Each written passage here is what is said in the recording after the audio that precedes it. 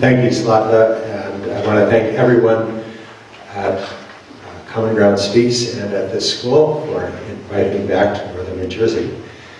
I'm going to start with a question. I'm going to read you the question. I'm going to read you the 5 answers. And I'm going to ask for your show of hands about what you think is the correct answer. I'm making reference here to a number of longitudinal cohort studies in which researchers followed children for many years, for 30 years, from birth often through 32, 35, 38 years of age. Measuring IQ, grade point average, various indices of self-control and integrity, various indices of openness to new ideas, various indices of friendliness and agreeableness. Each of the 5 answers here predicted one of the following good outcomes: health or wealth or happiness, when measured at 12 years of age and followed these kids 20 years later. Only one of these measures predicts and powerfully predicts all 3: health and wealth and happiness. The others predict only one. One of them predicts all 3. Who thinks that key measure is IQ? Who thinks it's grade point average? Who thinks it is self-control? Who thinks it is openness to new ideas? And who thinks it is friendliness and agreeableness? I'm going to leave you in suspense.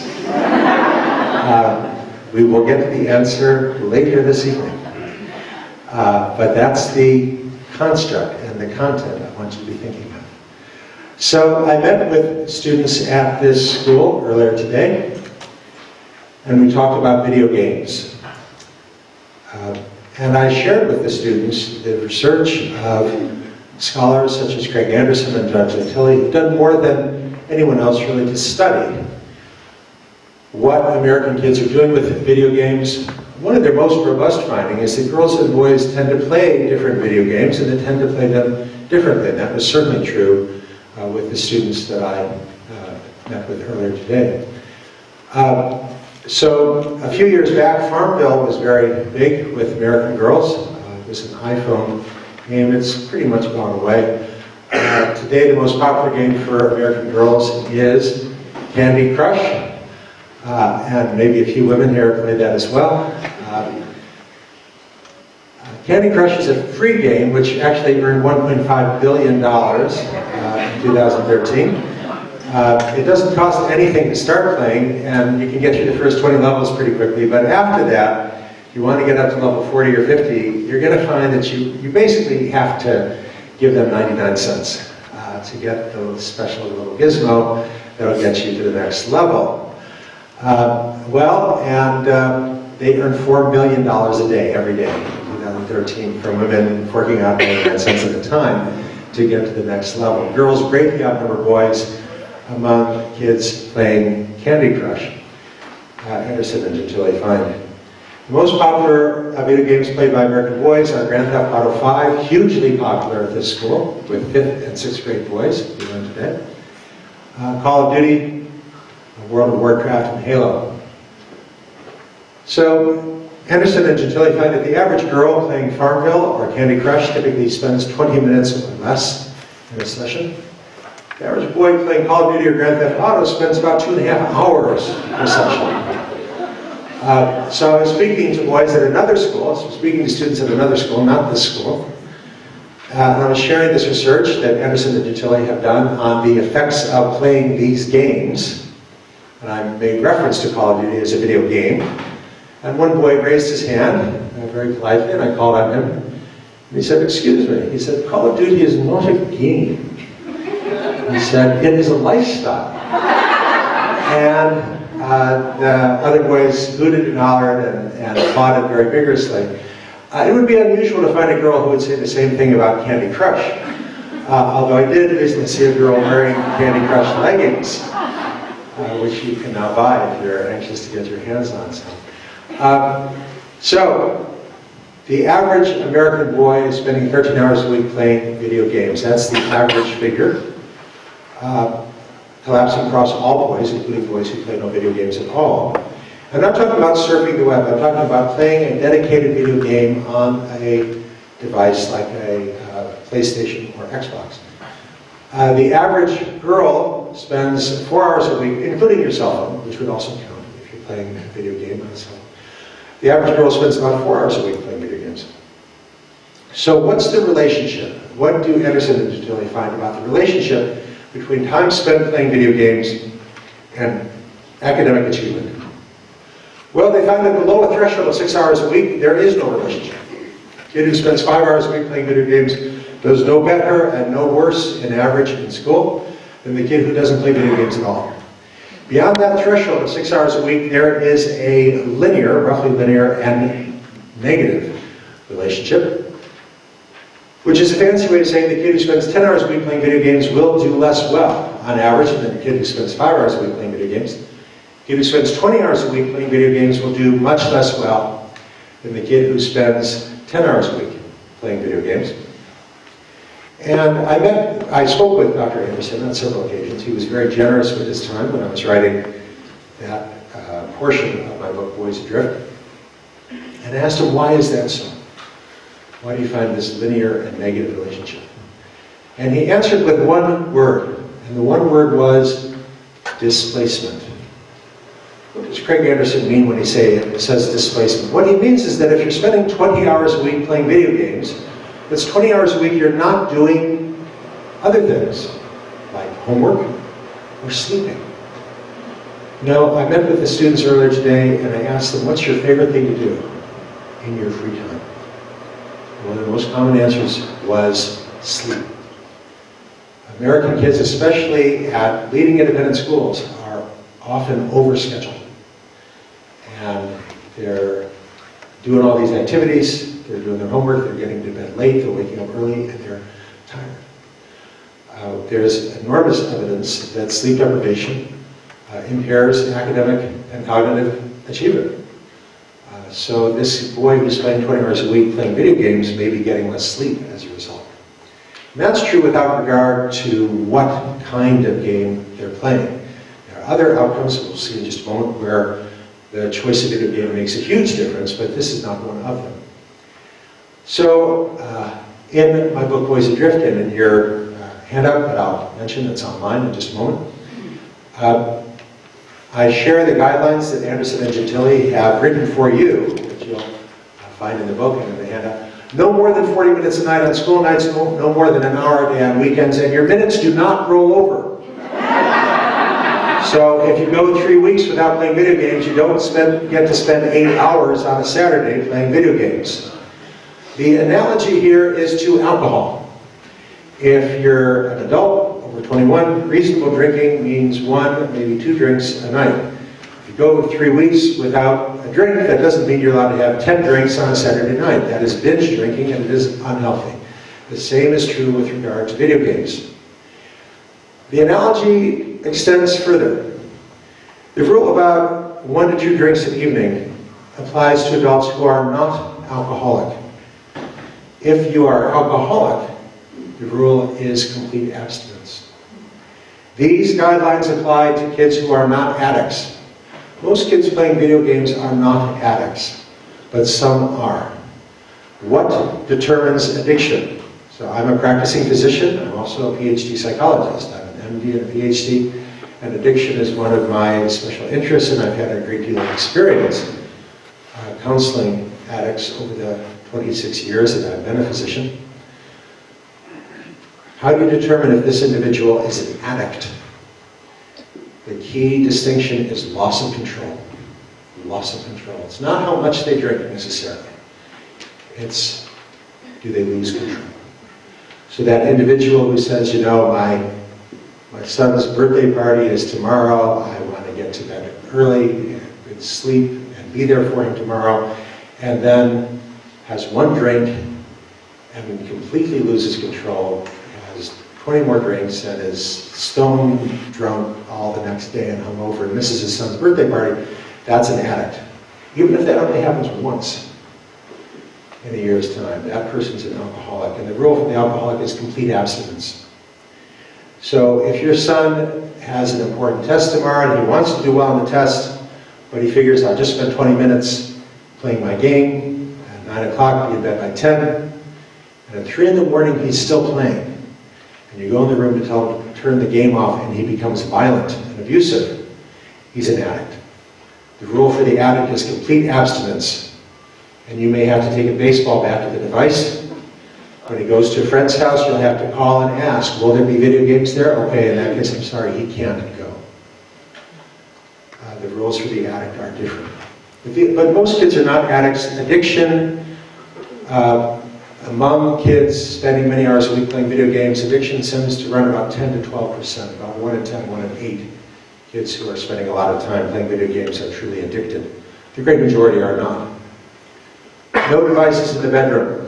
I'm going to come back to that. If you're going to enforce any of the rules that I'm going to recommend this evening, there can be no screens in the bedroom, which is now the official guideline of the American Academy of Pediatrics, and it has been since October 2013. So, I wrote a book called Boys Adrift, and the subtitle is The 5 Factors Driving the Growing Epidemic of Unmotivated Boys and Underachieving Young Men.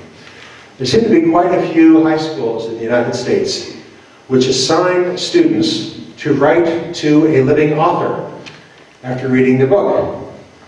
There doesn't seem to be any requirement that the letters be kind or courteous. And I have gotten quite a few of these letters. Often they come in little packets with the return address from the high school. Kids turn in their letters to the teacher, and the teacher mails them on to me. And the boys are pretty relentlessly negative about my book. One of the comments many boys have made is that the title is ridiculous. I'm not sure they've read much farther beyond it, but they don't like the title, which refers to unmotivated boys. They say it's totally ridiculous. As one boy said to me, we're incredibly motivated to get to the next mission in Grand Theft Auto. We just don't care about Spanish. Why should anyone care about Spanish? They say. This boy said. And I think the boys have a point. They are motivated to succeed in their world, in the video game world. If a boy is spending 20 hours a week playing video games, Anderson and Gentili find that it's very likely that many of his friends are spending 20 hours a week playing video games. And in that group of boys, what will raise your status is being the first boy to finish all the missions in Grand Theft Auto. Getting an A instead of a B in Spanish is not going to raise your status among your friends if you are in that group. So the video games shift the motivation away from the real world of academic achievement or social achievement into the virtual world of finishing the missions in the video game. The virtual world matters more than the real world. But video games are not all the same. Some are worse than others. In the United States, video games are rated E for everybody, T for teen, or M for mature. And Anderson and Gentili have done this really extraordinary work,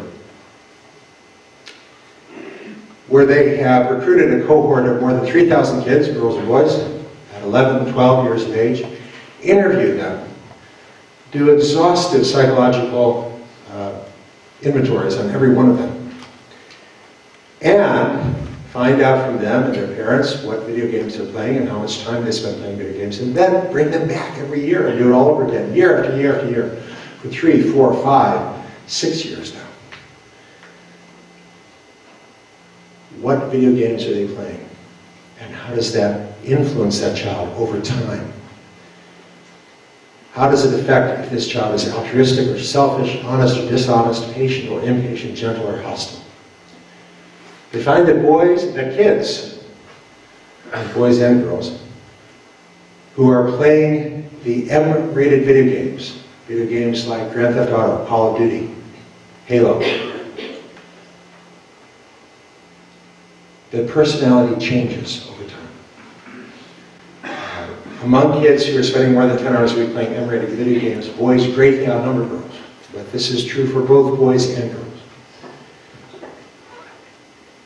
Personality changes.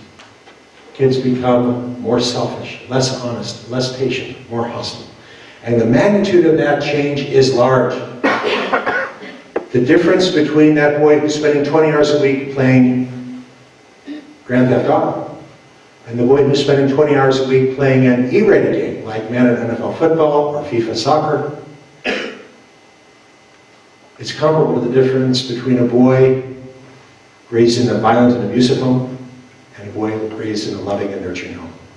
That's the magnitude of the shift we're talking about. And the fact that this boy happens to live in a loving and nurturing home does not protect him at all from this shift. It's really quite an astonishing finding. Not all M-rated video games are the same. Some are worse than others. The games that push this change in personality most rapidly and most profoundly are games which employ a moral inversion. A moral inversion is a term that Anderson and Gentili have coined to refer to games in which good is bad and bad is good. So, for example, in Grand Theft Auto, to complete your missions, you need money and you need weapons. The best way to get the best weapons are to kill police officers. So in Grand Theft Auto, it's really clever to sneak up on some police officers and kill them and take their weapons, simply because they are police officers. In the real world, to sneak up on police officers and kill them simply because they're police officers would be a really evil thing to do. But in Grand Theft Auto, it's a good and clever thing to do. That's what they mean by a moral inversion. If you want to play the game, you must assume the role of a man. You cannot play the game. None of the avatars are female. But there are many female characters. Most of them are prostitutes. You can have, your avatar can have sex with them if you want to. You go up to her, and she'll tell you how much. You give her that money, and then you can watch your avatar flopping on top of her. But to complete your missions, you will need money and weapons. So in the context of the game, it makes good sense to take out your weapon after you've had sex with her, shoot her in the head, and as the blood comes pouring out, very realistically, you get your money back. Now in the real world, to have sex with a prostitute and then kill her to get your money back would be unimaginably evil. But in this game, it's a good and clever thing to do. That's what Anderson and Gentili mean by a moral inversion. And Grand Theft Auto is the most dramatic example of a popular M-rated video game which employs moral inversions as its calling card. And it is the most popular video game in the United States. It has sold more copies than any other video game in the country. And it's hugely popular with boys across the United States, and it's hugely popular with boys at this school, as I learned earlier today. 5th and 6th grade boys at this school. I'm not criticizing Peck. This would be true at any leading independent school in the United States. I've found no exceptions. And I've spoken to leading independent schools from East Hampton, New York, to Honolulu, Hawaii. This is American culture. This is what is popular in American culture. Incidentally, I should add that the boys playing these games have no insight into the magnitude of this shift in personality. As I said a moment ago, boys who are spending most of their time playing video games are usually hanging out with other boys who spend most of their time playing video games. We live our lives relative to our neighbors, and we judge ourselves relative to our neighbors. All the boys are going through this shift, but relative to one another, they're not shifting. And so they don't perceive how they are becoming less honest, less patient. So for example, an example of one of the assessments that Anderson and Gentili employ. Let's imagine two boys in the study at 12 years of age. They're both spending 20 hours a week playing video games. One is spending that 20 hours a week playing whatever game he wants to, which in this country means Call of Duty, Grand Theft Auto, Halo. The other boy is playing sports games like Madden NFL football because his parents won't let him play Call of Duty, Grand Theft Auto, Halo, or any M-rated game. Anderson and Gentili follow these two boys who are otherwise identical. Same race, same ethnicity, same household income, same language spoken at home, same religiosity.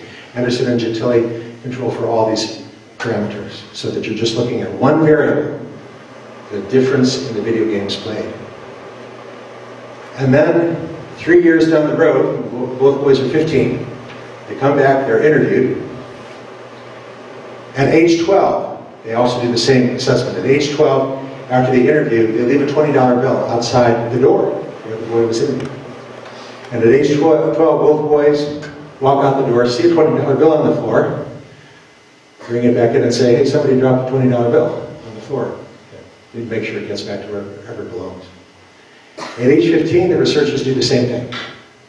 The boy who's spending 20 hours a week playing Madden NFL football and FIFA soccer goes out of the room, sees a $20 bill, picks it up, brings it back in the room and says, somebody must have dropped a $20 bill here. Would you see he gets back to where... You know, the strangest thing, the same exact thing happened 3 years ago.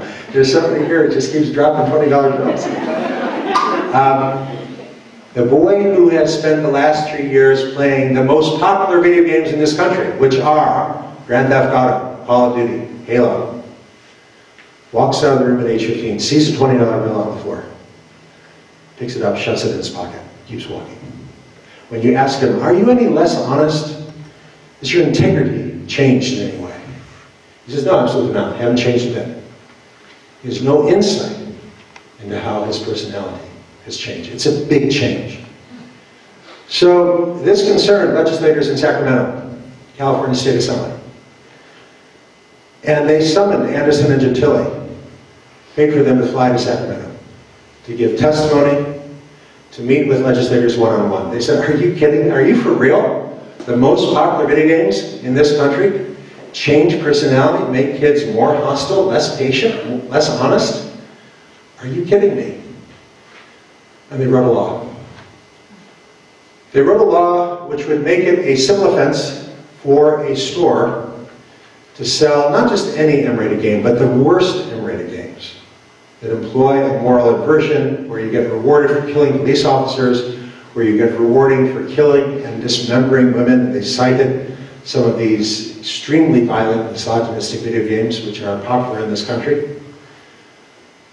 That these most heinous, that's the word the statute employed, the most heinous video games, if a store wanted to sell them, they need to be regulated pretty much like cigarettes. They need to be behind the counter. You'd have to show ID. You have to show that you're over 18 to buy those games. You could still buy them, but you'd have to show that you're over 18. A parent could buy the game and give it to their child if they wanted to. But if a 12 or 15 or 17-year-old went in and they did not request ID, and the store didn't request ID, the store would be liable for a fine, not to exceed $1,000. The video game industry brought suit and said that the California statute violated their First Amendment right of free speech. The lawsuit went to the United States Supreme Court. And in a decision written by Justice Antonin Scalia, the United States Supreme Court threw out the California statute, rendered it null and void. In your handout, I provided a link to the full text of Scalia's decision, as well as Samuel Alito's concurrence. Because Justice Alito's concurrence, I thought, was very poignant. Justice Alito said, look, I have read the research of Craig Anderson and Doug Gentile, and I am deeply troubled that these very popular video games change kids, make them more hostile, less patient. I think this is quite properly a cause of concern for parents. He said, but it is the ruling of this court that deciding what games children will play is not the job of the California State Assembly. It is the job of the parent. And I have put that link in your handout. The handout is my name, leonardsax.com/PEC3.pdf. And it is case sensitive, or is case sensitive. I invariably get emails from people saying, your handout's not online, or we can't find it, and it's because they're putting in a capital letter somewhere, or they're neglecting to include the .pdf. You must include the www and the .pdf. I'm citing many studies this evening, Craig Anderson, Doug Gentile's guidelines, and the United States Supreme Court, and more to come. And you'll find all that in your handout. The handout is not a substitute for the presentation. It's basically an annotated bibliography. The point of the handout, you don't need it right now. You absolutely do not need it right now. The point of the handout is a week from today. If you say to yourself, you know, there was something worthwhile in that talk last week, but I can't remember what it was. Look at the handout, hopefully it'll jog your memory. If you have a friend or a colleague who wasn't able to attend tonight, the handout won't be of any value to them. It's just an annotated bibliography. You can tell them, I'm giving this talk tomorrow evening at James Caldwell High School in West Caldwell. Anyone can attend, 7 o'clock tomorrow night at Caldwell High School. But this handout is for you. It's your reference, so you don't have to be distracted taking notes. You'll find much more about the modern challenges facing parents, and this is a modern challenge. Looking around this room, I see we have some really old people here, by which I mean people over 40, people my age. The problem with people over 40 is when you talk to them about video games, they're thinking about Pong or Pac-Man. They're like, how can anyone get addicted to that? You know, how can you really meaningfully use the term addiction? Addiction is for serious addictions like alcohol and heroin. Nobody got addicted to Pong that way. They might have enjoyed playing it, but they weren't compulsive. They didn't lose control, and that's true for Pong. It's not true for Call of Duty. It's not true for Grand Theft Auto. This is a completely different challenge, which did not exist.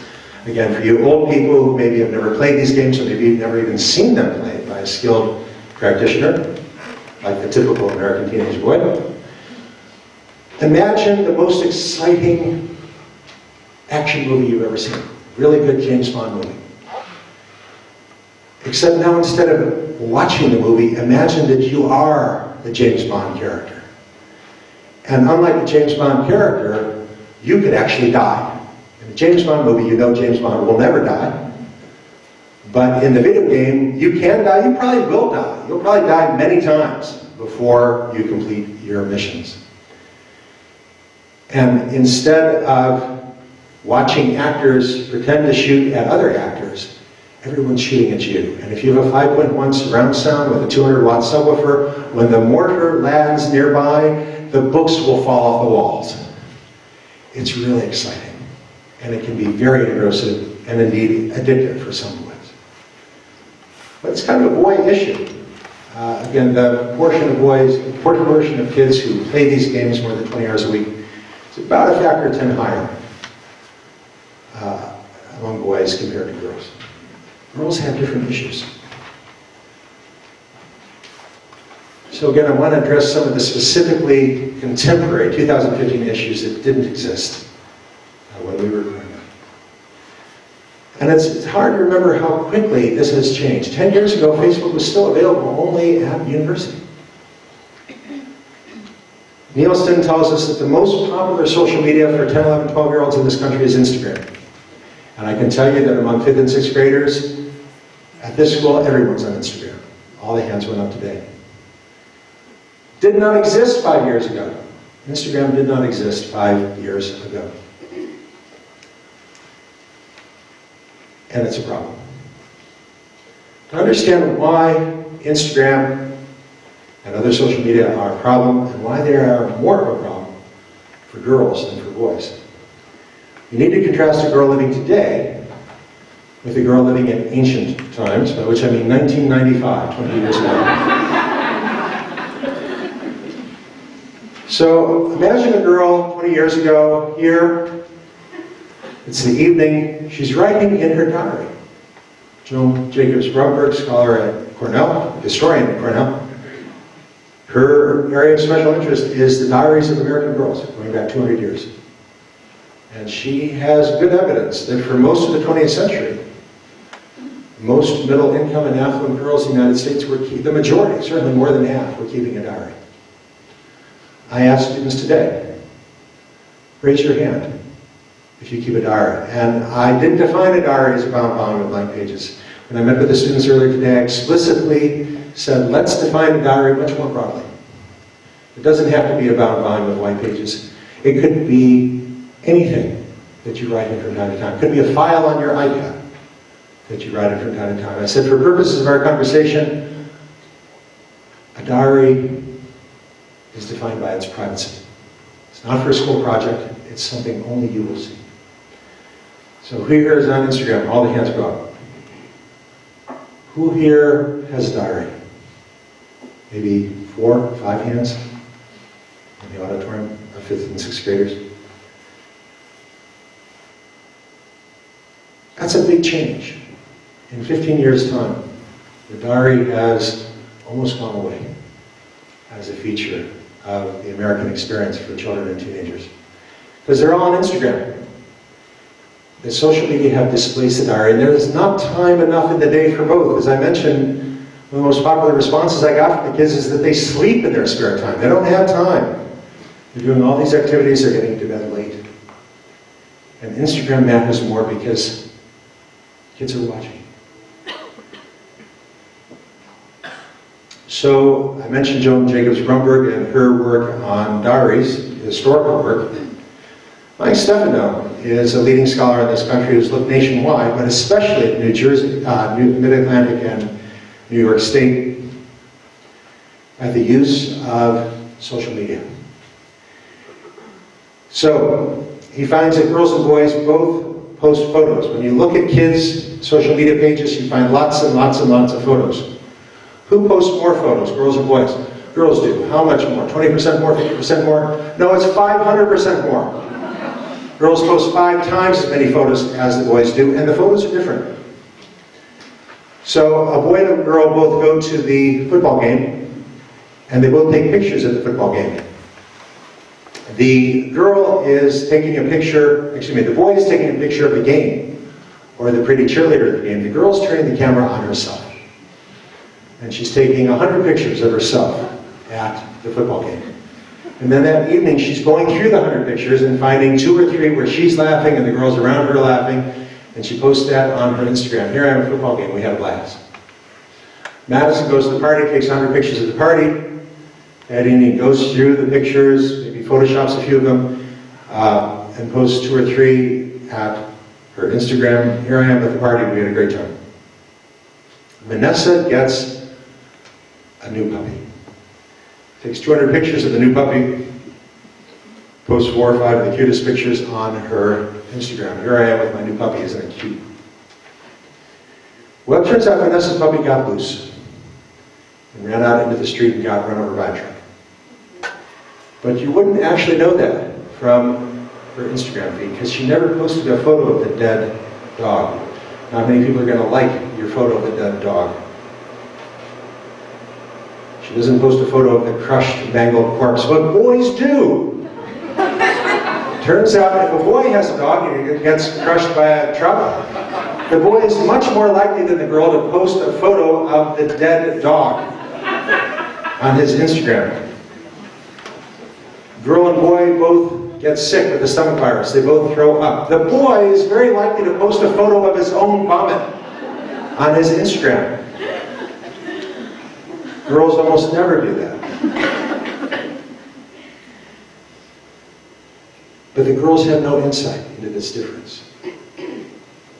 They don't know that these differences exist. So I asked the students today, what's the difference between diary and a Facebook page? And the very first answer was that the Instagram, the Facebook, is public. And the diary is private. And that's the answer I'm looking for. That's the answer I want to guide that conversation. The difference between the diary and the Instagram or the Facebook page is precisely the difference between living and performing. This girl writing in her diary 20 years ago, she might write 5 pages in an evening about who she likes, who she doesn't like, why she doesn't like them, the kind of woman she hopes to become. She might write 5 pages. She's not going to show that to anybody. If she has a younger brother, she might keep it under lock and key, but she's doing some very important work. She's figuring out, who am I? Who do I want to become? What do I really want? The great American psychologist, Dr. Abraham Maslow, said, figuring out what you want is not trivial. And some adults never achieve it. And they're miserable as adults because they're working hard at a job they don't like in pursuit of goals that are not meaningful to them. Figuring out what you really want is not trivial. This girl writing in her diary was doing some important work. But a girl in 2015 is not doing that work. She's not writing in her diary. When you look at kids' social media pages, you don't find any 5-page essays about what sort of person I want to become. Nobody wants to read that. It wouldn't be possible to post it on Instagram in any case. What kids are posting are photos. What girls are posting are photos about how interesting my life is. These girls are hyper-connected to other girls their own age through 24/7 texting and social media, but they are disconnected from themselves. Disconnected from themselves. So I met with Kathy Charles at her office at Napier University. She's done some very interesting work, again, longitudinal cohort research, where you follow a large group of young people. She finds that the more time a girl spends on social media like Facebook or Instagram, the more likely a girl is to become anxious or depressed. But this is not true for boys, or much less true for boys. But when I met with her, she had no idea why. She had recognized the finding, but she could not explain the finding. So she was very interested by research I shared with her that Alex Jordan, Carol Dweck, and their colleagues at Stanford have done. Alex Jordan, Carol Dweck, and their colleagues find that girls are very ready to believe that other girls' lives are more interesting than their own. This is not true for boys. Turns out boys are just the opposite. Boys think their own life is much more interesting than their peers rate it as being. And that finding is part of a larger domain of research in gender studies. For example, teenage boys consistently overestimate how attractive they are. They think they're better looking than their peers rate them as being. Whereas teenage girls underestimate how attractive they are. They think they're less attractive than their peers rate them as being. So I'll put these findings together with Mike Stefano's findings about gender differences in how girls and boys are using social media. Imagine your daughter, 11, 12, 13, 14, 15, 16, 17 years of age. She's sitting in her bedroom alone, looking at the other girls' Instagram. There's Emily at the football game. She had a great time. There's Madison at the party. She got a blast. There's Vanessa with her new puppy. Isn't it cute? I'm sitting here in my bedroom not doing anything. My life sucks. This is much less likely to happen with boys, first of all, because boys already think their own life is very interesting, more interesting than other people's. And secondly, because if you're a boy looking at Jacob's vomit or Jared's dead dog, you don't have a great desire to be that boy. The boys are posting a wide range of their experience. The girls are only posting the fun stuff, the interesting stuff, and the happy stuff, and the girls have no insight into that. The girls don't realize that the other girls are only a small sliver, posting only a small sliver of their experience. Now, if there was a grown-up with them, the grown-up could explain. What do I mean when I use the term adult? This comes from the brain research, which I shared with some of the parents earlier today. The largest brain studies, longitudinal cohort studies, show that girls reach full maturity in terms of brain development by about 22 years of age. Boys not until 30 years of age, so that explains a lot. Think about it. When I say an adult, I mean a woman over 22, a man over 30. So, in an adult, a woman over 22, a man over 30, we're sitting with that girl, that adolescent girl. The mature adult can say, you know what, the girls are only posting a little sliver of their experience. You know what, that party that Madison was at, I heard it was a total bore. And I hate to say this, but Vanessa's puppy is dead. It's roadkill.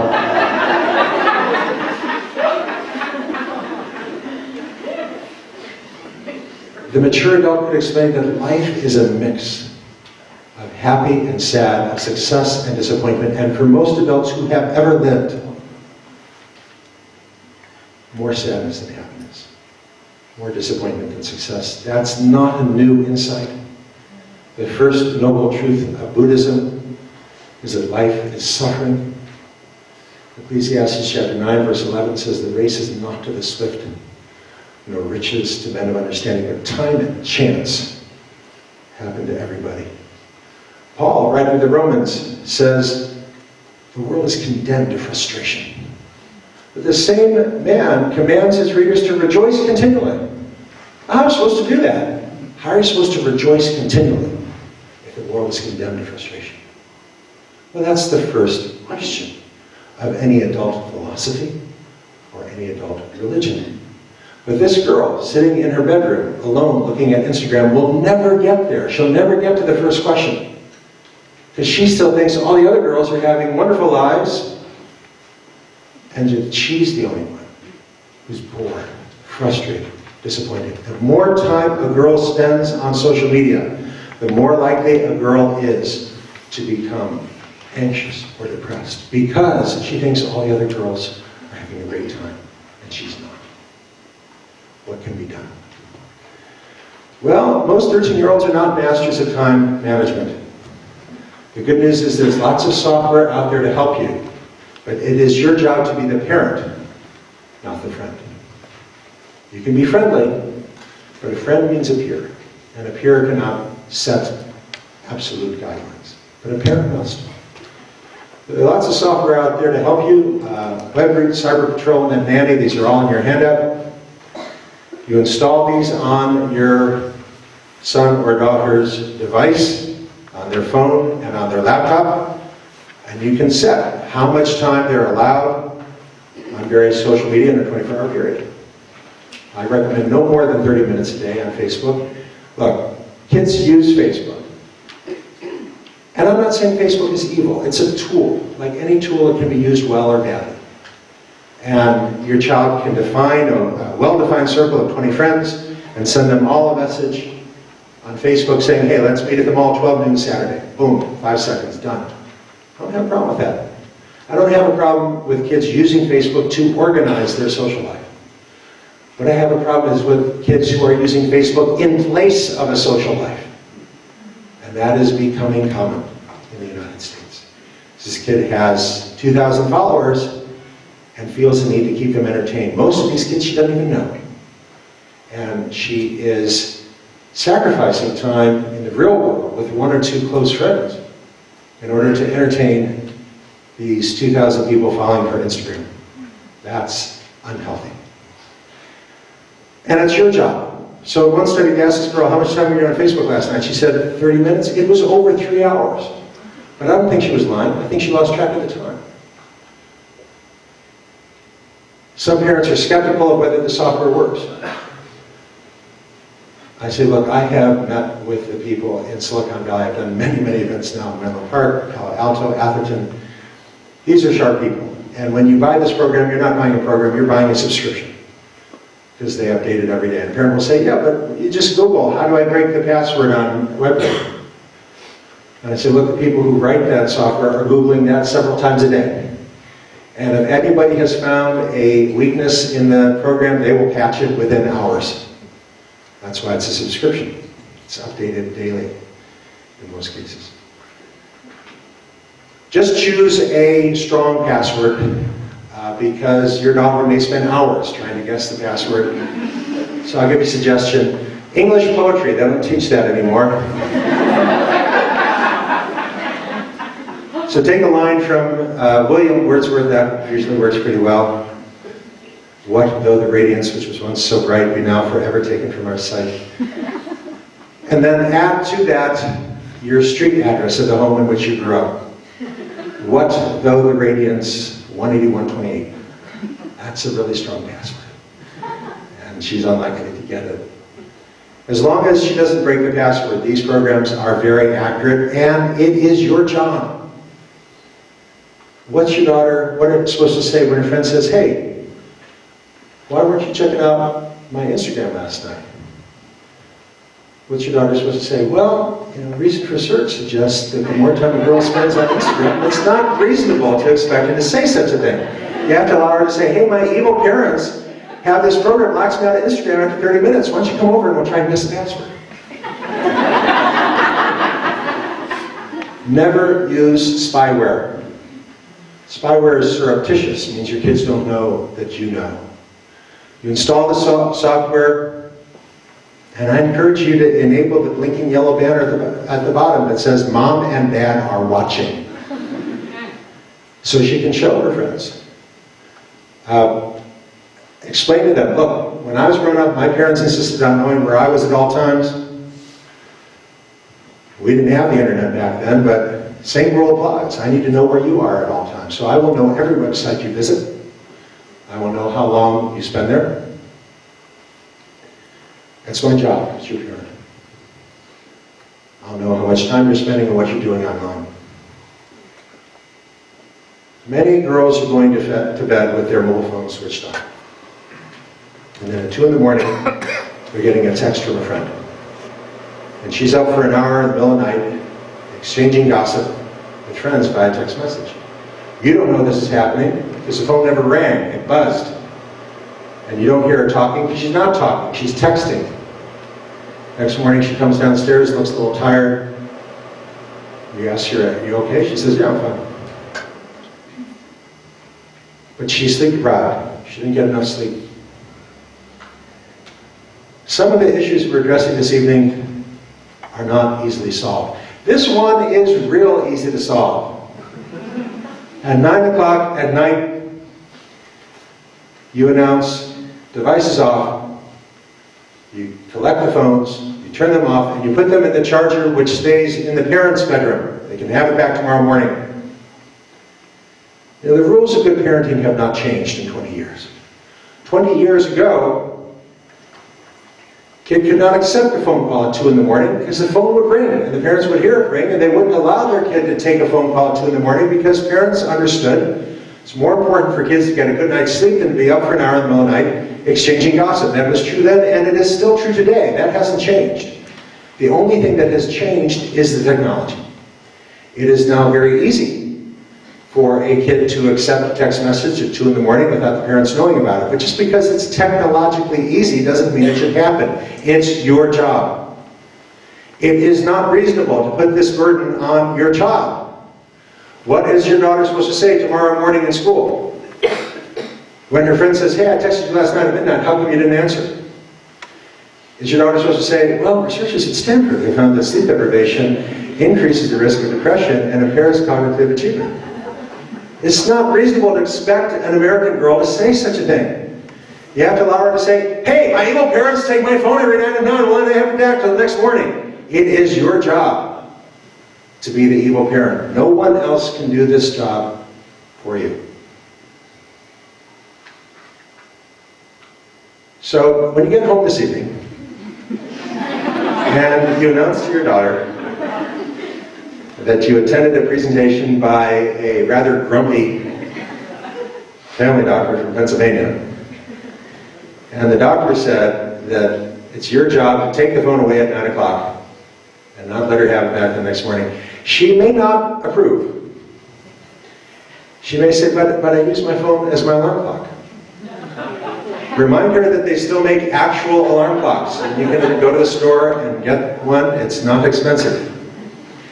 And now she may get really upset. She'll say, but what if there's an emergency?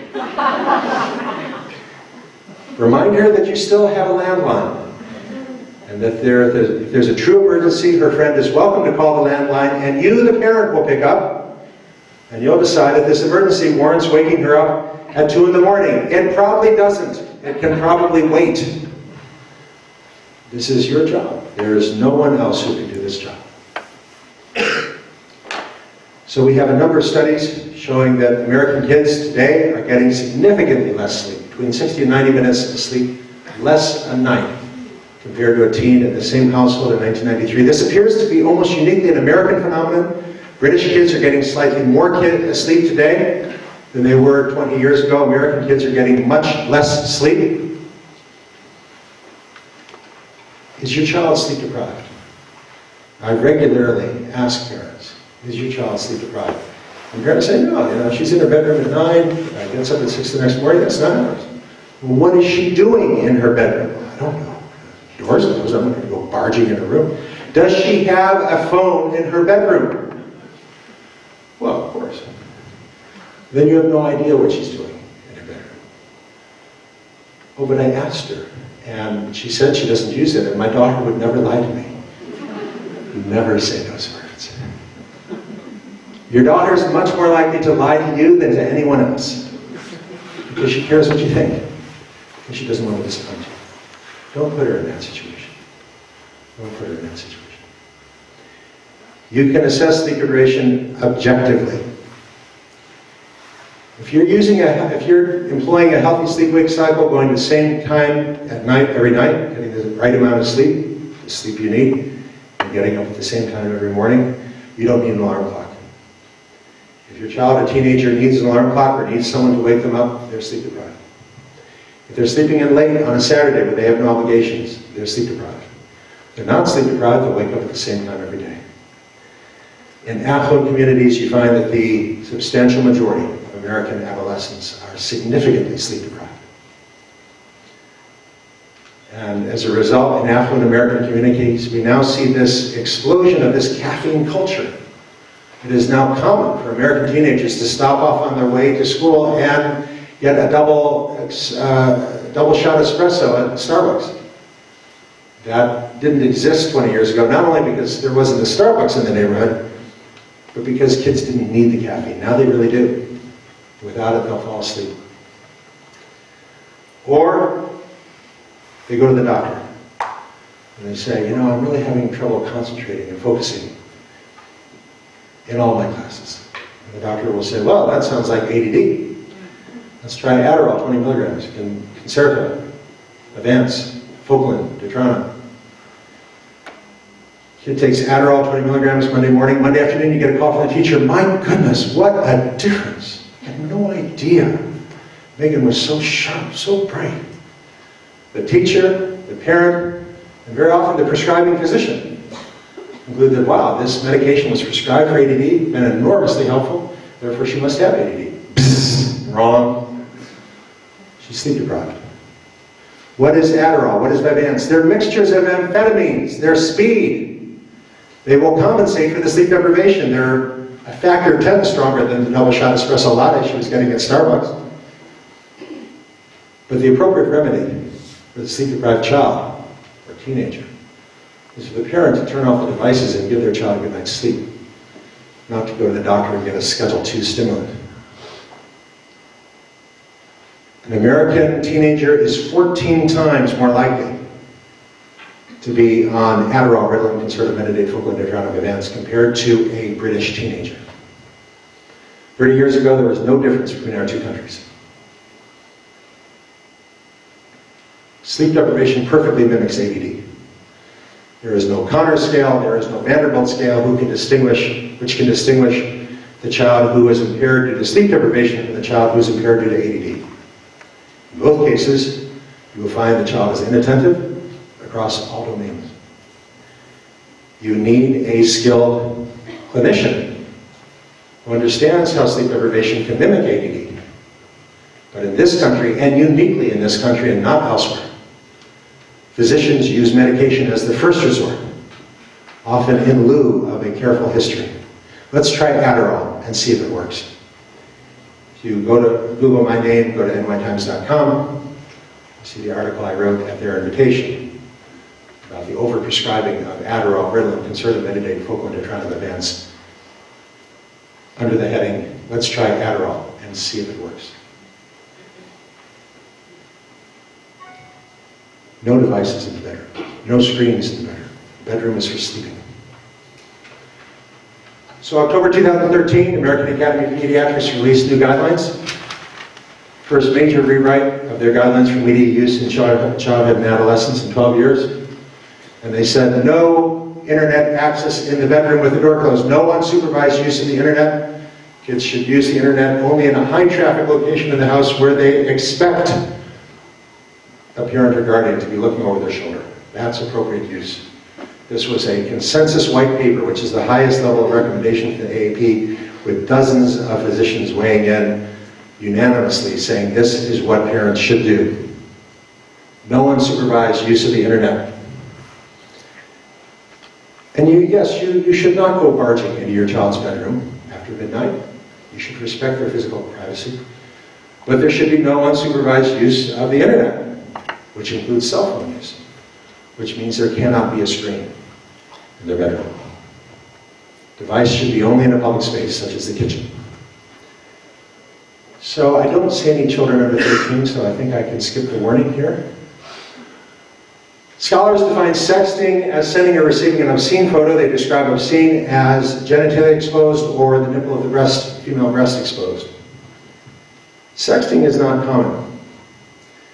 But what is very common is girls sending sexually suggestive photos, posting them on Facebook and Instagram.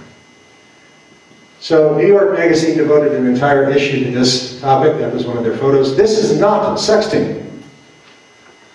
This photo is not obscene. Genitalia are not exposed, the nipple of the breast is not exposed, therefore this is not pornographic, it's not obscene. And some parents will be like, okay, so what's the problem? You just said it's not pornographic, so why shouldn't girls do this? Why is this harmful? You'll find quite a few parents, especially in affluent communities, who don't see that as a problem. It's a problem because it's self-objectification. This girl is presenting herself as an object for the amusement and arousal of boys. And in my book, Girls on the Edge, I provide a lot of studies showing that girls who engage in this kind of behavior are much more likely to say that how you look matters more than who you are. They're much more likely to be anxious. They're less likely to be academically engaged. So in my own practice, this is a few years back, my patient was 14 years old at the time, and her friend, also 14, said, hey, how about I take some pictures of you, taking your clothes off, you take some pictures of me, taking my clothes off. We'll just go down to bra and panties, and we'll send them to our boyfriends. What's the other girl, my patient, supposed to say? She's supposed to say, oh no, I don't want to do that. That would offend my modesty. Well, she can't reasonably do that. I mean, this is not the culture of Audrey Hepburn. This is the culture of Lady Gaga, Miley Cyrus, Katy Perry. Bless you. If she were to say that, her friend might say, what's your problem? Are you fat? Are you in kindergarten? Are you a prude?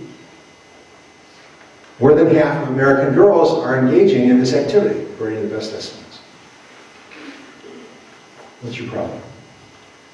What this girl actually said was, I can't do that because my parents have installed my mobile watchdog on my phone. Any photo I take and any photo I receive goes immediately to my mom's phone and laptop before I even do anything with it. Go ahead. She handed her phone to her friend, and her friend took a picture.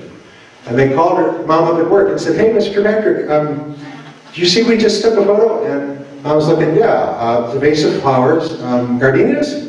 Okay, thanks, bye.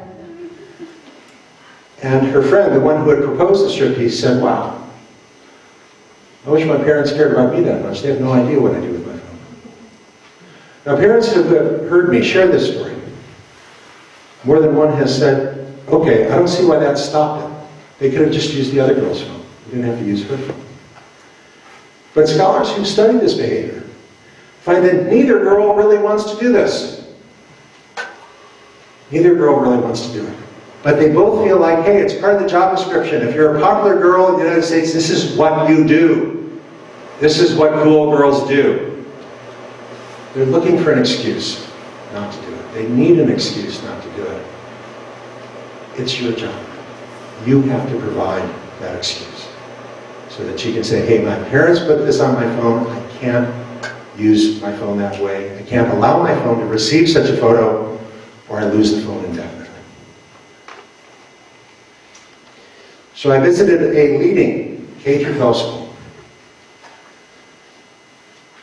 Very well regarded, huge endowment, great school. 12-year-old girl at the school has a 14-year-old boyfriend also at the school.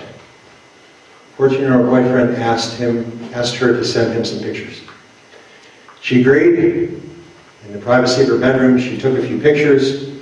Nothing obscene, just showing the curve of her bra.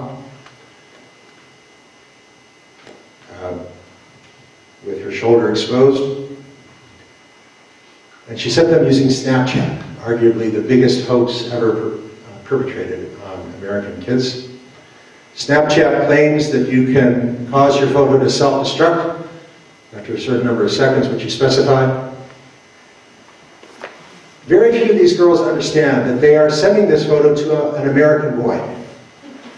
And that most American boys have thousands of hours of experience playing video games. That most American boys can effortlessly kill 5 aliens in 5 seconds. So for an American boy to press 2 buttons on their iPhone to capture a screenshot in 5 seconds' time is a piece of cake.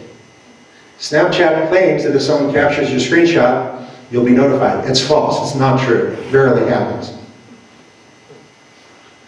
So she sent these photos to her boyfriend. He captured them. She didn't know that. But school administrators determined he probably did not ever intend for the photos to be public. But he was at the party, and he set his phone down.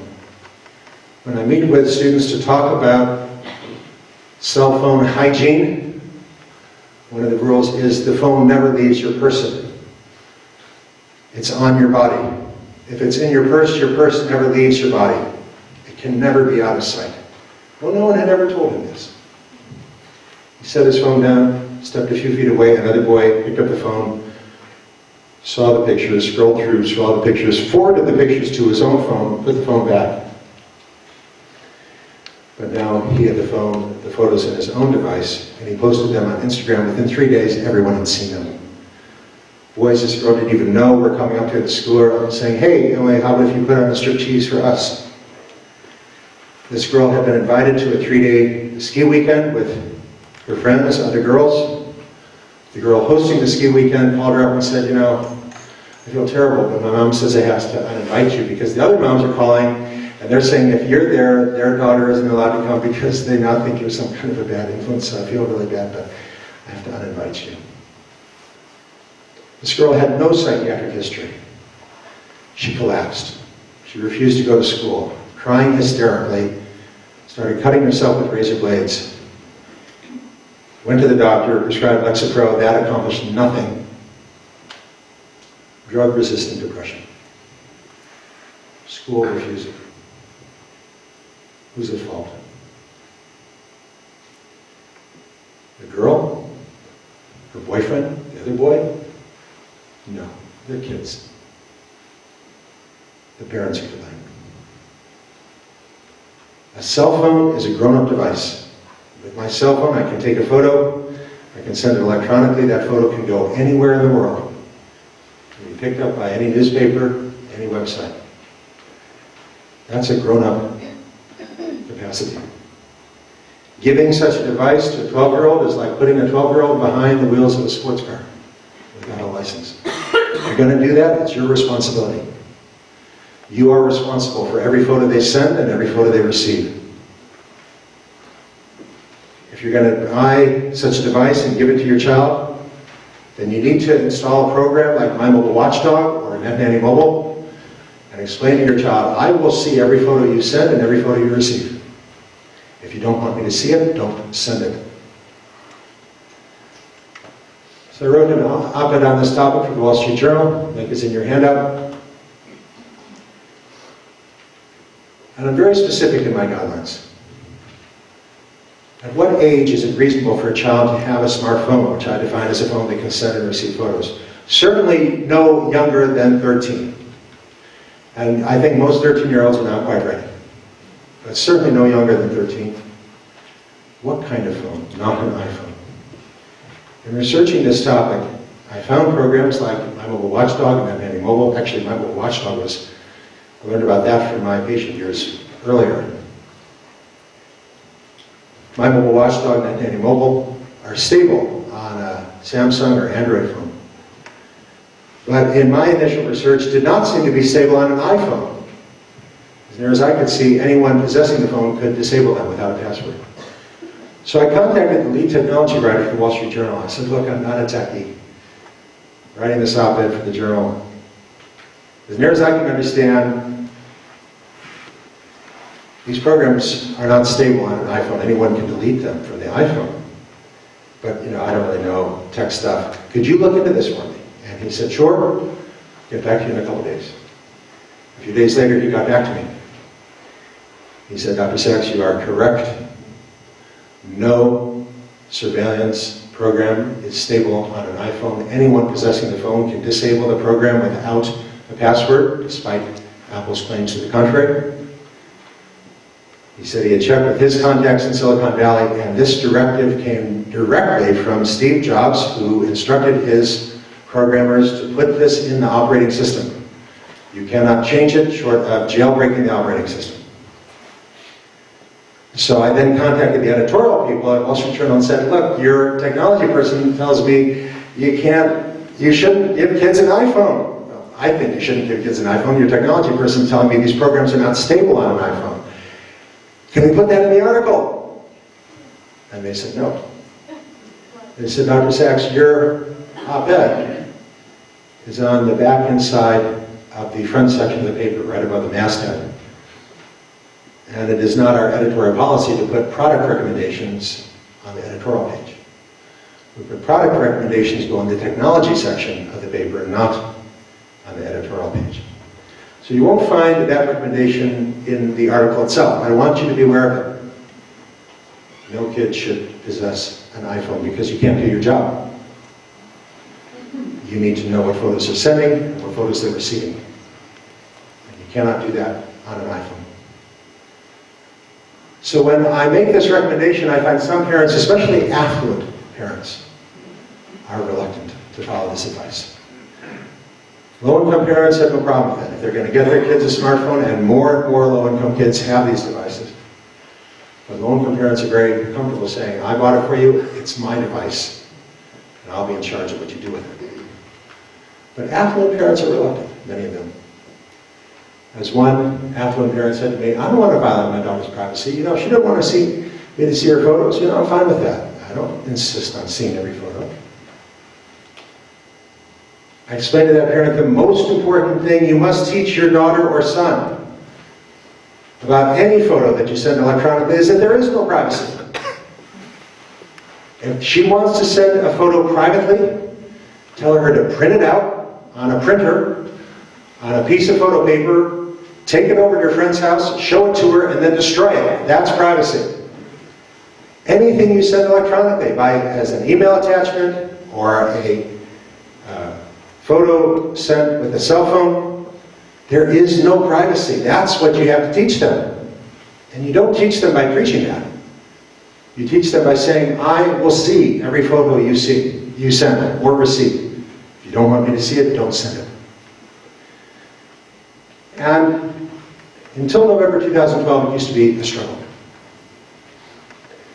Parents would push back. I could see they were not convinced. Then in November 2012, I discovered 3 magic words. The 3 magic words are General David Petraeus. For those of you who don't know the story, General David Petraeus graduated top of his class at West Point. First in his class at the General Staff College at Fort Leavenworth. Earned a PhD at Princeton. Became a brigadier general at age 46, one of the youngest in U.S. history. Commanded the 101st Airborne in Iraq. President George W. Bush appointed him commanding general of American forces and then commanding officer of U.S. Central Command, making him the supreme commander of U.S. forces worldwide. In 2011, President Barack Obama appointed him director of the Central Intelligence Agency. You would think he would know that there is no such thing as privacy to any kind of electronic communication sent online. But he didn't get the memo. He and his mistress thought, oh, we're so smart. We're so clever. We've got our Google Dropbox and our passwords. No one will ever know. Psst, wrong. Career over. All in, indeed. The moral of that story: and don't send any photo with a phone. Don't post any photo online, secure or not, password protected or not, unless you're prepared to see it in the newspaper tomorrow morning. And you don't teach it by preaching it. You inculcate good habits by requiring appropriate behavior. by saying, I will see every photo you send and every photo you receive with this phone. If you don't want me to see it, don't send it. Things have changed. 20 years ago, there was a public service announcement used to air on American television at 10 o'clock at night. It's 10 o'clock. Do you know where your kids are? Many of us grew up in that era. We remember that ad. Because the challenges were different then. In 1995, the dangers, the drugs, and the violence were out there. In 1995, your kid was at home alone upstairs, then you were a good parent. You were doing your job. They were safe. They were off the street. That's not true today. The challenges today are different. It's 10 o'clock at night, your daughter's alone upstairs. She's got an internet connection, she's not alone. She could be uploading pornography, he could be downloading pornography. He could be engaged in cyberbullying, she could be a victim of cyberbullying. So the challenge today is different because the technology has changed profoundly. You've got to be the parent. Many parents want to be their child's best friend. And sometimes we can waste time arguing over semantics. Yes, you must enjoy the time you spend with your child. Yes, they should value time with you. Yes, you should do lots of fun things together. But you're not a friend. You're a parent. Because a friend is a peer. A friend cannot tell you that you can't pig out on pizza, french fries, and potato chips right before supper. And that you can't skip supper and then pig out on ice cream. But a parent can and a parent must. A friend cannot tell a 15-year-old boy that he's not allowed to watch violent pornography in which women are tortured for the amusement of men. But a parent can and a parent must. A friend cannot say, it's time for you to turn off the device and go to bed. But a parent can, a parent must, and no one else can do that job. That's your job. My Mobile Watchdog, NetNanny Mobile, if your child's going to have a smartphone, they've got to have programs like those. I have no affiliation with any of the makers of these software. And some parents are doing quality control. One parent sent her daughter a text, hey, hot stuff, I'm new in town, very attractive, will you send me some pictures? No, I know this is you, Mom, please stop. Proud of you, honey, keep making good choices. Love, Mom. So what really matters as we wrap up this talk? I mentioned in my first slide that we were going to talk about longitudinal cohort studies. I want to be sure you understand exactly what I'm talking about, because I was doing this talk for a very well-educated group of parents, and one of the parents said afterwards, well, you know, how much confidence can you have in what a 32-year-old recalls about their experience 20 years earlier? That's not what is going on in these studies. These are longitudinal cohort studies, meaning you're recruiting a large number of kids at birth, or very early, and then at 5 years of age, you visit them at school, you talk to their parents. At 7, 9, 12, 14, 17 years of age, you're interviewing them, their schoolmates, and their teachers. At 22, 25, 28, 32 years of age, you're interviewing them and their neighbors. Millions of hours of work going into each of the studies that I cite. But immensely valuable, because they allow us to answer the question, what parameters measured in childhood predict good outcomes in adulthood? Good outcomes, what outcomes? Well, earning lots of money is a nice outcome. Being healthy is a good outcome. Not being addicted to drugs or alcohol would be nice. Not being convicted of a felony would be good. Whether you get A's or B's in school at 12, 15, 17 years of age slightly predicts wealth. It does not predict health. It does not predict whether or not you're convicted of a criminal offense. Virtue and character do. Self-control, as measured at 9, 12, 14 years of age, predicts health and wealth and happiness 20 years later. Self-control measured by questions like, does this kid know how to take turns? Do they listen to other kids, to grown-ups, to teachers and parents? It's a big effect. Low self-control, measured at 12 years of age, predict a much higher risk of bad physical health and addiction to drugs or alcohol at 32 years of age. High self-control, lower risk. Low self-control at 12 years of age predicts low income at 32 years of age. High self-control predicts high income. Low self-control, high likelihood of financial problems. High self-control at 12 years of age, low likelihood of financial problems at 32 years of age.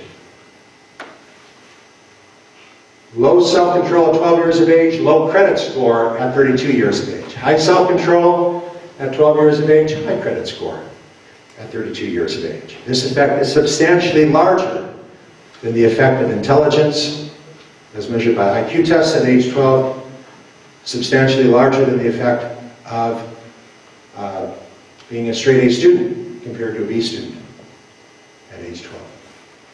Virtue is more important than academic achievement. What really matters? As a matter of empirical fact, virtue and character, trustworthiness, self-control, honesty, integrity matter more than grades and test scores and after-school activities. And the irony is American parents used to teach that. American parents, as recently as 25 years ago, would say things like, look, I don't care if you get an A or a C on the test, as long as it's honest.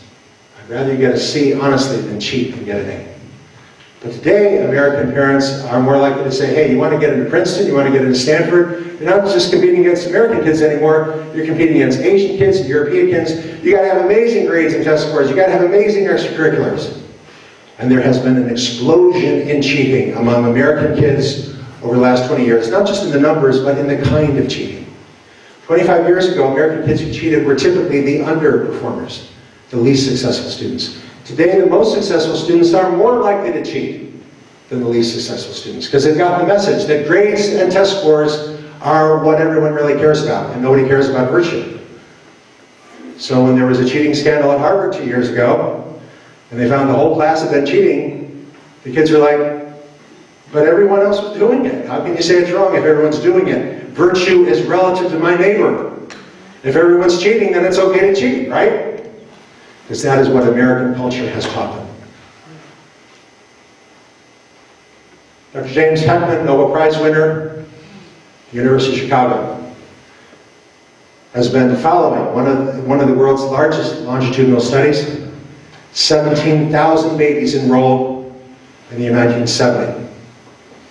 Every one of them followed the best of the investigators' ability for 38 years. The last wave of analysis was in 2008, when all these kids were now 38 years old. That's what he looked like when the study started. That's what he looks like today. And his conclusion, analyzing this 38-year follow-up study, is that grades and test scores are poor predictors of success in life, because they only measure cognitive achievement. Far too much credit is given to cognitive skills. Character plays a pivotal role. He says, American education fails the test. We used to teach it, we no longer do. We give lip service to it, but we don't really care about it. It's all about grades, test scores, and extracurricular activities. What parameter at 12 years of age predicts health and wealth and happiness at 32 years of age? Self-control. So this study of personality was a confused mess for most of the 20th century because every psychologist had a different notion about how to characterize human personality. There was type A, non-type A. But over the last 30 years, psychologists finally figured out that human, and this was a huge movement in psychology, the work of many, many investigators, that human personality can be mapped onto a 5-dimensional matrix. Conscientious openness to new ideas, friendliness and agreeableness, neuroticism, extroversion, introversion. Some elements in human personality are difficult to change. Extroversion, introversion being one of them. A child who is naturally introverted can pretend to be an extrovert. They can act like it. They can make a real effort and go to a party and walk up to people and say, hey, I'm Bill Clinton, how you doing? But it's a performance. It's not who they are. It's very difficult to change some personality traits. So it turns out that conscientiousness, and especially that most important trait in conscientiousness, self-control, is very amenable to change. You can change it in your child in 8 weeks' time. How do you change self-control in a child? You say, no dessert until you eat your broccoli. In a teenager, you say, no games until you do your chores. No screen time until you've done your homework. And if the grown-ups in the house agree that this is what's going to happen, there'll be a week or two of tantrums, and then you will see remarkable change. This is not a guess. Again, almost half your handout is devoted to defending that statement, that you can change self-control, because so many American parents don't think you can. Personality does become more fixed as we age, but even in young adults, these personality traits can change. And there's good evidence that major elements of personality can change up to about 40. After 50, it's pretty much done. The job of the parent. I took this photo in Manhattan. Live for now. Live for now. Whatever floats your boat. If it feels good, do it.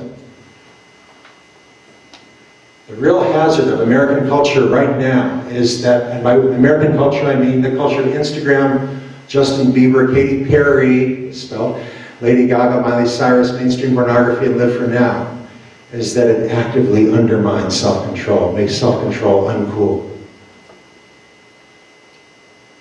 So what can you do? Well, you could move to New Zealand. I've got a lot of good things to say about New Zealand, but assuming that you're not going to do that, you've got to mindfully do things differently than other American parents. You've got to bridge the generations. When you're with your child, turn off the devices, make eye contact. Choose vacations that bridge generations. That means outdoors. With no devices. Call the vacation lodge and say, do you folks have good cell phone access there? You do? Okay, sorry, we're going to go somewhere else. Look at the coverage map. Here's the Verizon coverage map. Okay, red is bad. You're looking for white. Talking north central Pennsylvania. And specifically Wellsboro. Morristown to Wellsboro, 4 hours. The Grand Canyon of Pennsylvania. Very beautiful, not expensive, lots of outdoor activities, and no cell phone access. 4 hours drive. So, my wife and I, our vehicle died recently, and so we went to a new car dealer. And my wife wanted heated rear seats. Turns out the only way to get heated rear seats is to get the entertainment package. And this is one of the photos in the promotional material from the dealer. Mom is looking at her 2 kids who are wearing headsets and looking at the video, and Mom is saying, oh, this is great, we can drive for 5 hours and never have to talk to my kids at all. No devices in the car. Look, we're all rushed. We're all pressed for time. Time in the car is a great opportunity to talk with your child, to listen to your child, announce to your daughter there will be no phones on the long trip, no devices in the car. In the first hour or so, she may not talk to you at all, and she will be angry. But after an hour or two, generally she'll start to talk because there's nothing else to do. It's a great time to talk. I was talking with the students earlier today. I asked them, what's your favorite thing to do in your spare time? And one of the girls, named Evie, said Broadway musicals. That's great. That's great. My daughter also loves Broadway musicals. And she knows just about all the words from The Sound of Music, and even The Music Man. And you can pass many hours of great enjoyment, absolutely tormenting my wife with those songs. The handout is leonardsax.com/pec3.pdf. Again, I'll be giving this talk or something very close to it tomorrow night at the James Caldwell High School in West Caldwell. If you have a friend who you think might enjoy it, please let them know. You can get all the information online, Caldwell, West Caldwell, Board of Education, CWCBOE, and just click on my face. But they do not require pre-registration. You'll find more of this in my book, Girls on the Edge. My fourth book comes out in December. The title, which has been approved by the publisher, is The Collapse of Parenting. My proposed subtitle was Why Most Kids Would Now Be Better Off Raised Outside the United States. What you need to know, the 3 things you must do if you're staying here. That will not be the subtitle. Non-celebrity authors do not get to choose their title or subtitle. But the book is coming out in December. My contact information is here. It's also in your handout. Comments or questions, disagreements about anything that I've said this evening? Yes, ma'am. Just wondering, can you measure anyone have parents are they listening to you? Okay, so the question is, how are parents reacting? It varies. It varies primarily as a function of household income. Low-income parents are very receptive to this and absolutely recognize that it is their job to be the parent. The more affluent the parent, the more resistance I encounter. And the most affluent parents, where the dad's an investment banker, the mom's a physician, neither of them are home a great deal, are very uncomfortable and often hostile because they see this, probably correctly, as a criticism of their parenting style, which is based on the notion that money can buy everything. It can't. So that's my answer to your question. Other comments, other questions? Yes? I had a question about just the Anderson and Gentile study on the personality change with Yes. video games. Mm-hmm. Did they look at any selection bias for those boys? In other Right. words, are there boys who are naturally drawn to those more violent Right. games to begin with? They are extremely aware of that concern, which is a very valid concern. So 30 years ago, there was this notion that violent television creates violent behavior. And there was a famous cross-sectional study of incarcerated inmates. And they looked at prisoners and their television viewing habits. And they found that prisoners who liked to watch violent television were more likely to have been convicted of violent crimes. And back in the 1970s, there was this notion that violent television causes violence, which is now discredited and not really accepted. And Anderson and Gentile, violent criminals like to watch violent TV, but they didn't become violent because they watched violent TV. So Anderson and Gentile are extremely sensitive and address at great length this question of selection bias. That maybe boys who like violent video games would have been more violent anyhow, would have been more hostile and less patient anyhow. That's why it's so important to do a longitudinal cohort study and control for kids who are the same at the outset.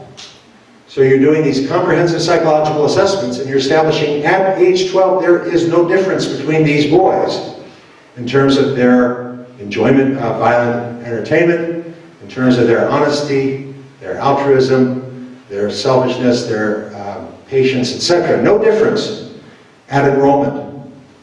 No difference between the parents' religion, race, ethnicity, household income. The boys are demographically identical. The only difference is that in one home the boys are allowed to play any game they like, and in the adjacent home the parents have restricted and will not allow kids to play the M-rated games. So with the longitudinal cohort study, you can begin to make an inference about the direction of causality, but they also address more specifically the objections that people raised decades ago about the TV studies. and that were raised in Sacramento. People said, hey, we heard this story before. We heard that violent television caused violent behavior. That's not true. Why should we believe that playing violent video games would be any different? Two answers. Anderson and Gentile.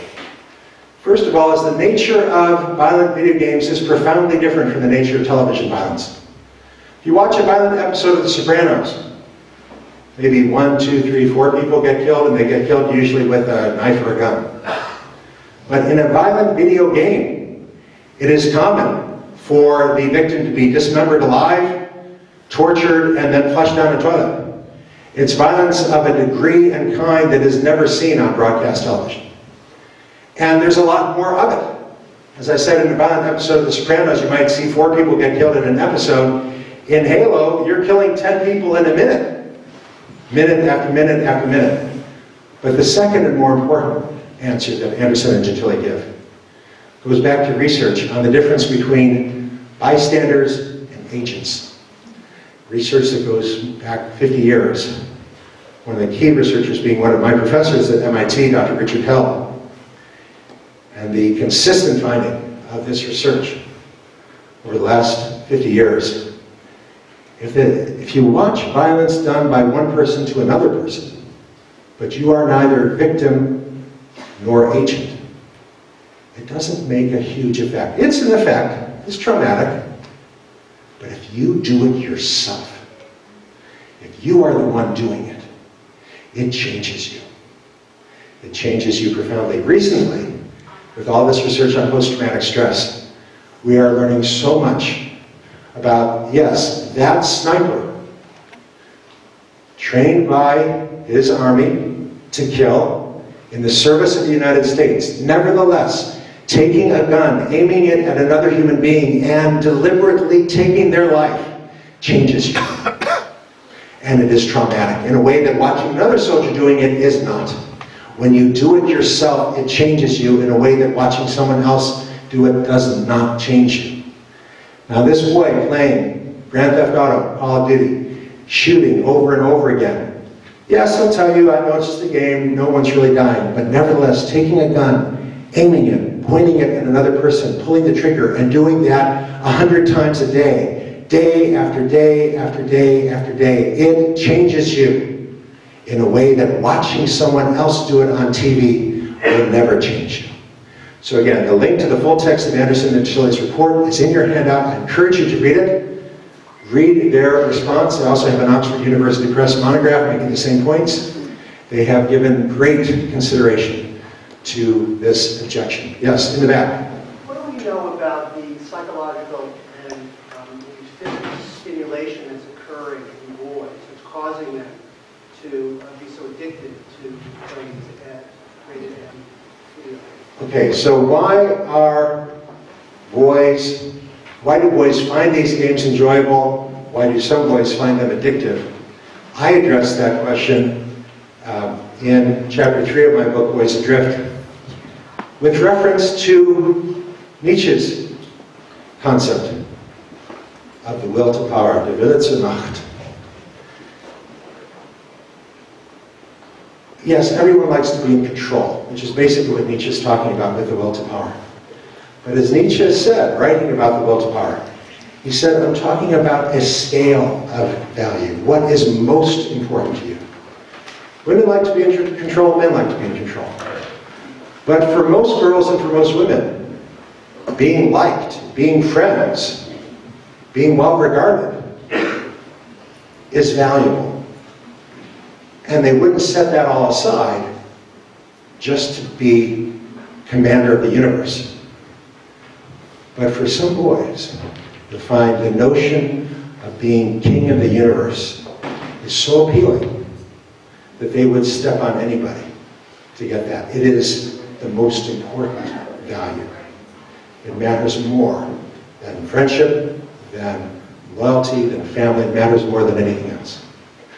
And there may be some hardwired reasons why that is so, having to do with testosterone versus oxytocin. That's speculative.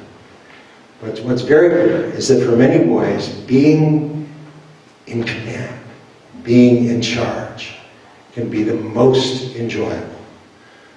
Whereas that's true for some women, but for you know, a factor of 10, smaller proportion among women. Again, that's chapter 3, Boys Adrift. Yes. Thanks for a wonderful presentation. Thank you. In any of your work, do you address generational differences anywhere? And what I mean by that is, you know, the 60s weren't exactly the hallmark of self-control, and, you know, with free love and drug and hippies and everything else. And then, you know, those teenagers didn't go out and destroy the world. Why is it, you know, why are the self-control issues today more prominent or more alarming than, you know, what we might have seen prior to? Yes, absolutely. Every generation complains about the younger generation, without any exception, of which I'm aware. Why is this any different? And that's actually a major focus of book number 4 that comes out. Because with a title like The Collapse of Parenting, you have to establish, okay, how is this different? And this notion that the 1960s were an era of free love and unconvention, while it might plausibly be true with reference to the 1950s, is pretty tame. I mean, in 1960s, being a juvenile delinquent meant that you put gum on the underside of your desk, and that people literally wrote about things like that. They were concerned about, isn't this outrageous that kids are putting gum on their desk, as opposed to shooting the teacher, which is what we worry about today. Just to give you an example of the scale of difference across generations, in 1961, Dr. James Coleman at Johns Hopkins, one of the greatest sociologists, if not the greatest sociologist in American history, went nationwide in this country. And he interviewed teenagers across the United States. And he asked them, if all your friends wanted you to join a particular club, and one of your parents did not approve, would you still join? In 1961, 85% of American teens told Dr. Coleman no, they would not join. They would not join this club, even if all their friends wanted them to, if one of their parents did not approve. That is not the culture in which we live today. The attitude of American teens today, summarized by a parenting book a few years back, titled, "Get Out of My Life, but First Would You Drive Me and Cheryl to the Mall?" There has been a profound change in American culture. And again, the 1960s were not nearly as countercultural as 1960s activists would like you to believe. On the contrary, kids in the 1960s cared much more about what their parents thought relative to same-age peers. Kids today care very little for their parents' opinion compared to their same-age peers. I have posed a similar question to Dr. Coleman's question at many, many schools across the United States, in group settings like the one earlier today at this school. I don't use Dr. Coleman's question because clubs in that sense don't really exist today. Instead, I ask kids, if all your friends wanted you to join a particular social media site, would you consult your parents? And the most common answer I get is not yes or no, but laughter. Burst of laughter. As kids have said to me, the notion of asking their parents about joining social media is just so ridiculous, it's funny. As one girl said to me, my parents would probably think Ask FM is some kind of radio station or something. They don't have a clue. So the challenges are different, and they are different because the technology has changed profoundly. And that's why I focus on social media, video games, because those really have changed the culture in profound ways that do not have any historical analog. Profound and meaningful ways. They are hyper-connecting kids to same-age peers and disconnecting them from themselves and from the larger world. Yes? Can you recommend a good resource for parents to stay abreast in how technology is changing? When you talk about internet monitoring, ways that we can monitor, but I'm interested in education, ways to keep up with apps, ways to keep up with the way that they're communicating. I mean, Facebook, Instagram is almost antiquated from what I understand with what the kids are doing today. Yeah. It's a really good question, and the same question often arises with regard to video games. How do I know what video games are okay and which video games are not okay? There used to be a website maintained by parents that parents would contribute to. They contribute reviews to. Because sometimes video games could get a T rating, but they're still violent and misogynistic. But because the violence is not explicitly gory, they get a T rating instead of an M rating, but you don't want a kid playing a game where you get rewarded for butchering women. And so the parents maintained this website. The Video Game Association bought the website for $4 million and shut it down. When you enter that now, you are redirected to the video gaming network. So we've got a real problem, which is that we live in a culture that actively undermines parental authority. And to the extent that such websites exist, the industry is undermining them or is infiltrating them. And they have almost unlimited resources. Grand Theft Auto 5, one video game, has earned $2 billion, $2,000 million. That's a lot of money. That funds their lobbyists in Washington, funds their websites, and we don't have any corresponding lobby that is trying to empower parents to be aware. So you have to be on your guard. And my advice to you is to know every app that's on your kid's phone, and if you don't recognize it, delete it. The stakes are too high. The risks are substantial. This is grown-up technology. I've mentioned the analogy to alcohol on several occasions. Imagine that alcohol had just been discovered 20 years ago. And we're just now in 20 years' time discovering beer, wine, mixed drinks. How long would it take us to figure out that, you know what, this may be great for grown-ups, but maybe not so great for 13-year-olds? With alcohol, we draw on 10,000 years of human experience. Social media are at least as disruptive to human culture as alcohol, arguably more so, but we have no idea what we're dealing with. And my rule is, Vorsorgungsprinzip, the precautionary principle. Unless it is proven to be safe, you don't use it. And I think that's a principle you have to apply to apps.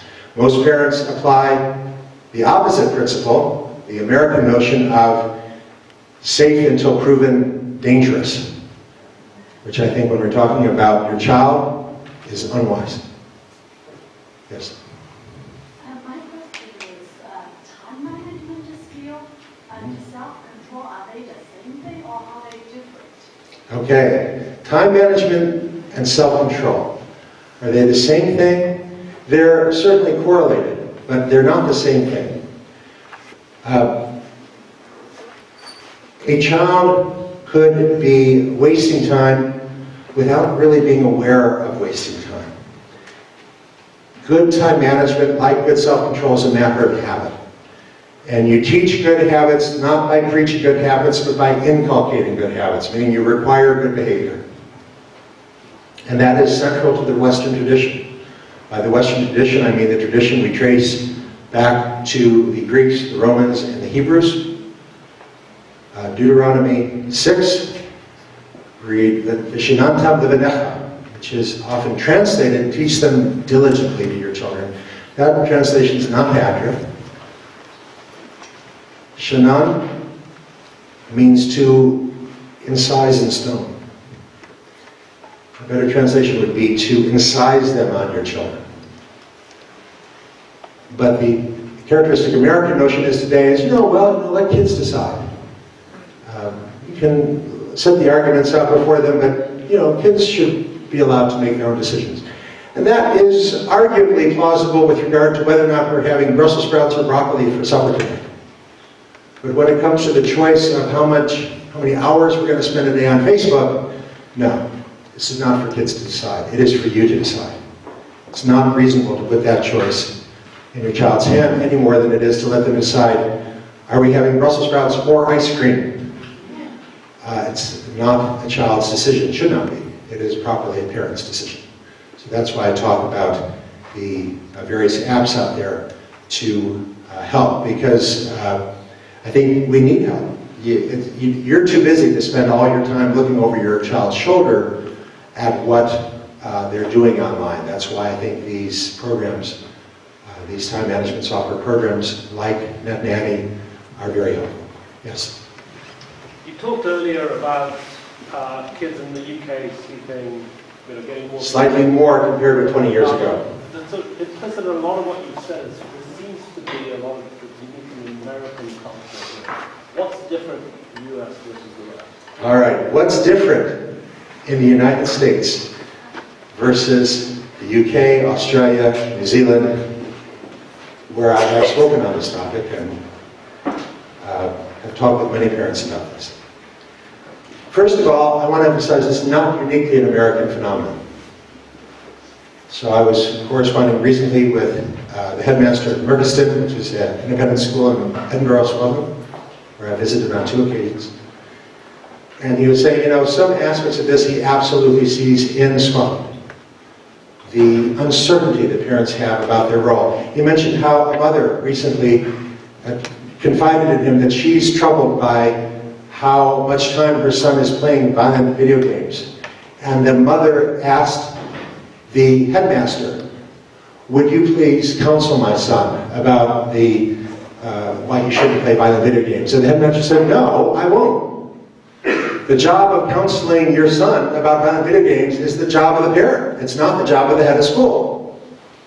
So some aspects of this confusion, this abdication of authority by parents, in fact, in the book, I cite Norbert Elias, who wrote a very important paper just before the end of the 20th century, entitled Über den Veränderungen in europäischen Verhaltensstandards im 20. Jahrhundert, regarding changes in European civilization in the 20th century.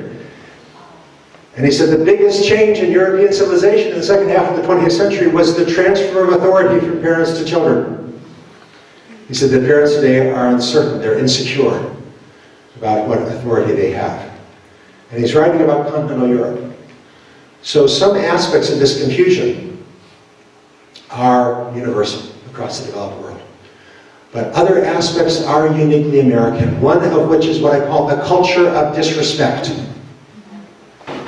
By which I mean the culture of the Disney Channel, Miley Cyrus, Lady Gaga, in the United States and not elsewhere. It's cool for kids to say shut up to parents in public. That is not true in England or Scotland. It happens rarely. It happens commonly in this country. It is celebrated in our culture. In the Disney Channel, on the most popular programs, you will see the kids saying shut up to parents, and it's supposed to be a laugh line. It's supposed to be funny. It's supposed to amuse us and entertain us. You don't find that outside of North America.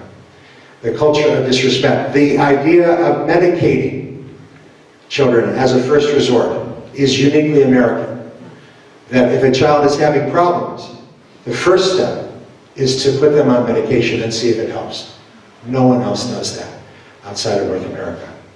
The notion that there is an irresistible upward trend in history, and that anything developed in 2015 must be better than anything 20 years ago, because history is an unbroken story of improvement over the past, is uniquely American. It actually was a European notion from about 1890 to 1914. And in book number 4 I cite Europeans who, between 1890 and 1914, said, oh, we're just wonderful, and we're getting wiser and smarter all the time, and we've really figured it all out. But the world wars really ended that on the European continent and in the UK. But not in this country. In this country, you still commonly find this notion that newer is better than older. That commercials in the United States commonly say new and improved. The notion that if something's new, it's automatically better. That's a very North American notion. Across the European continent, they celebrate the old buildings. They don't knock down the Cologne Cathedral to make way for a megaplex. But in this country, we commonly do.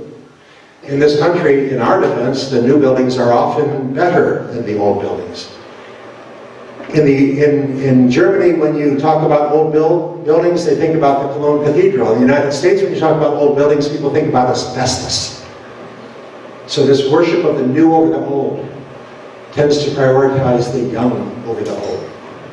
and the cult of youth that we have in this country that is so much more pronounced. I mean, it is common in the United States to see billboards promoting plastic surgeons to make you look younger. I have never seen such billboards in England, Scotland, Switzerland, Germany, Italy, Spain, Australia, or New Zealand. But this cult of youth that prioritizes youth over maturity easily prioritizes the young over the experienced. So again, that's really book number 4. Why did this happen in the United States more so than elsewhere? But the culture of disrespect is the key difference. There's more